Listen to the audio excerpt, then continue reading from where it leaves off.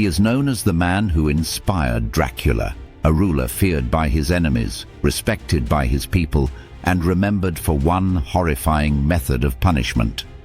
This is the real story of Vlad the Impaler, a legend darker than fiction.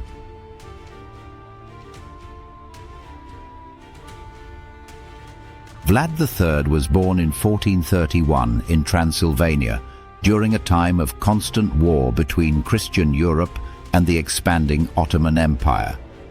His father was known as Dracula, meaning the dragon. Vlad would become Dracula, meaning son of the dragon. But history gave him an even more terrifying name, Tepish, the Impaler, a child of hostage. And at just 11 years old, Vlad was taken as a political hostage by the Ottoman Empire. He was held for years, surrounded by enemies, brutality, and survival games. Some historians believe these early years shaped his ruthless methods later in life. When he returned home, his land of Wallachia was torn apart by corruption, foreign invaders, and rival nobles fighting for control. Vlad decided to take back power with absolute force. Vlad's rise to power. In 1456, Vlad became the ruler of Wallachia. He inherited chaos, crime, betrayal, and constant Ottoman pressure. To restore order, he used fear as his strongest weapon. He punished enemies, corrupt nobles, and invaders with a method that would make him infamous: impalement. It was brutal, terrifying, and effective. Within months, crime collapsed. The nobles feared rebellion, and Vlad was firmly in control. Many locals saw him not as a monster, but as a hero who brought stability.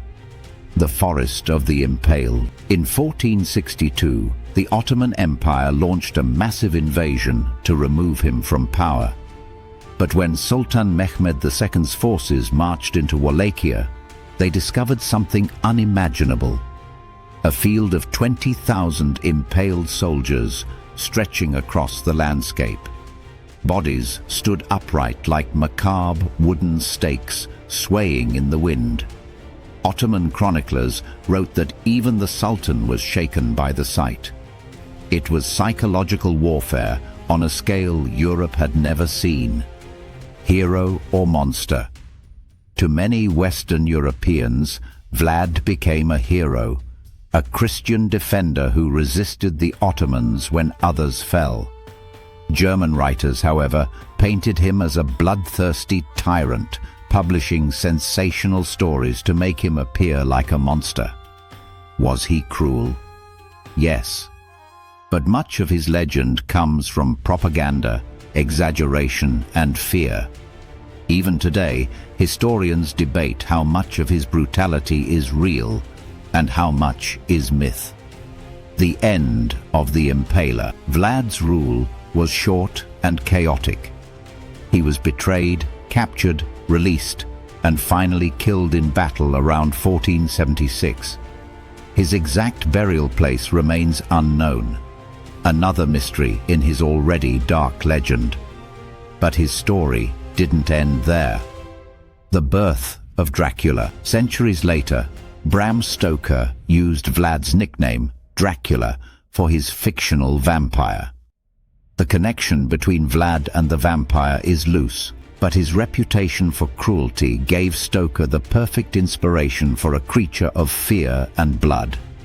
Today, Vlad the Impaler remains a symbol of brutality, justice, resistance, and legend all at once. His real story is far more terrifying and more human than the vampire he inspired. Was Vlad a ruthless monster or a hero defending his land? Maybe he was both. One thing is certain: his legacy still haunts history, just like the legend of Dracula.